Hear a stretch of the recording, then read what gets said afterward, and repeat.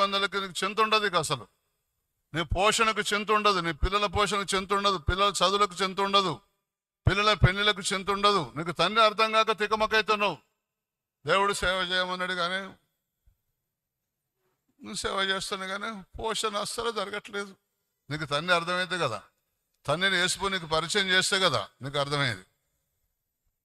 నువ్వు శాసనాలు ధ్యానిస్తే కదా, నువ్వు శాసనాలు ధ్యానిస్తే కదా. నువ్వు నీ ధ్యానమే వేరా, నీ తిండి ధ్యానం వేరో, ఏమి తిందామో, ఏమి తాగుదామో, ఏమి ధరించుకుందామో, నీ ధ్యానమే వేరు కావచ్చు. అందుకొరకే నీకు తండ్రి అర్థం కాలే. తండ్రి ఎవరో తెలుసా? తండ్రి యెషయా గ్రంథం 3వ అధ్యాయం చెప్తుంది, 1-2 వచనాలు చదవండి.